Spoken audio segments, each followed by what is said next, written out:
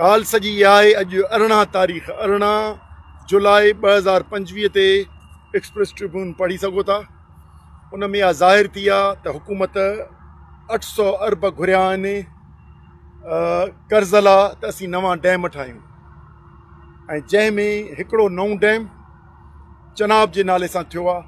Chenab dam ठाहिण माना Indus बेसन इरिगेशन ते हिकिड़ो नओं रिज़र्वायर ठाहिण, ऐं उहो आहे ग्रेटर चोलिस्तान जो जेको प्रोजेक्ट आहे कैनाल उन जो, जंहिंमें चोलिस्तान ऐं मरोट ईस्ट, मरोट वेस्ट, इहे सभु कैनाल ठाहिणा। हाणे इन जे लाइ जॾहिं रिज़र्वायर लाइ जॾहिं 800 अरब घुरिया विया आहिनि त उन में कहिड़े इदारे खां पुछियो वियो आहे त कहिड़ो थो ठहे, किथे आहे इरसा, किथे आहे CCI, कहिड़े फेडरल गवर्नमेंट जे कमेटीअ इन खे पास कयो आहे। यानी मुल्क में न कानून आहे, न आइन आहे, न पार्लियामेंट आहे, या तामीराती जेको प्रोजेक्ट्स थींदा आहिनि PSDP में थींदा आहिनि उहे न आहिनि। पहिरीं अरबें रुपया वठी उन्हनि जा लोन्स खणी ऐं तामीरात करे छॾींदा, पोइ असांखे चवंदा त मुल्क जा ही हेतिरा 100 अरब 200 अरब ख़र्च थी चुका आहिनि, हाणे हिन खे वहण ॾियो। असां चऊं था त सॼो मुल्क आबाद थिए, पर इन ते न त सिंध बर्बाद थिए, ऐं सिंध जी डेल्टा बर्बाद थी चुकी आहे। सिंध में 6 मिलियन एकड़ फुट खां मथे पाणी शॉर्टफॉल आहे, वॾो शॉर्टफॉल आहे सिंध जी।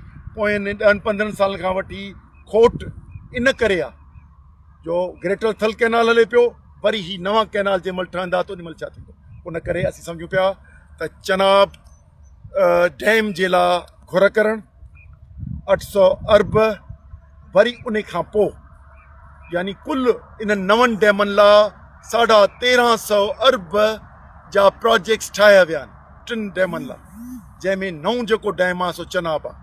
असीं था चऊं त बाबा ही फेडरेशन आहे, को इदारो आहे, का हुकूमत आहे, या का परदे पुठियां ॿी हुकूमत आहे जेका पंजाब जे मफ़ादनि लाइ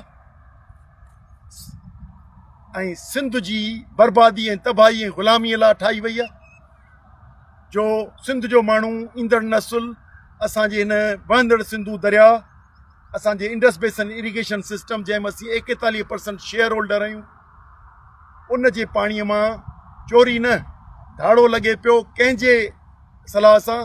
पाकिस्तान पीपुल्स पार्टी, नून लीग गॾियल ऐं कंपनी सरकार गॾिजी ऐं पंहिंजा मुस्तक़बिल जा के शाहूकार माण्हू ऐं कंपनियूं ऐं करप्ट कामोरा ऐं करप्ट सियासतदान इन मां मुस्तफ़ीज़ थियणा आहिनि, ऐं चवंदा त ही अवाम जे लाइ था ठाहियूं, पर सिंध जो अवाम छा पाकिस्तान जो शहरी न आहे छा? इहे सभु सुवाल खणी